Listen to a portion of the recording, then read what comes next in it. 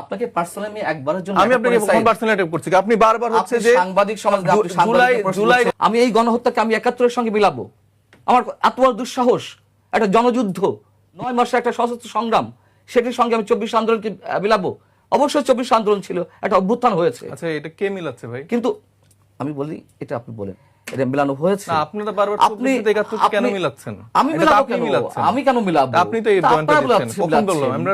কখন বললাম ৭১ এর সাথে আমি তো আপনি এখন বলেন নিজে অন লাইভ তো আমি ক্লিয়ার করেছি যে ৭১ এর সাথে তো আমি কখনো ২৪ এর সাথে কম্পেয়ার করিনি। এটা এখন বলছেন। এটা আপনারা বলছেন ভাই, আপনি বলছেন স্পেসিফিক্যালি। আপনাদের অসংখ্য বক্তব্য বিবৃতি আছে। কোথায় আপনাকে দেখান ৭১ এর সাথে আমরা ২৪ অবশ্যই দেখাবো। দেখান, বলেন। অবশ্যই দেখাবো। কোথায় আমাকে সময় দেন। আমি ভুলভাল মিথ্যা কথা কেন প্রচার করেন? আপনি তো সাংবাদিকতা এই যে ট্যাগ দিচ্ছেন না, আমি সব কথা খালি ট্যাগ করেন ভাই। আপনারা সত্যটা বলেন। আপনি অনেক ধরনের কথা বলে বারবার খালি ট্যাগ আপনি অনেক ধরনের অপশন। আপনাকে আমি পার্সোনালি অ্যাটাক করিনি।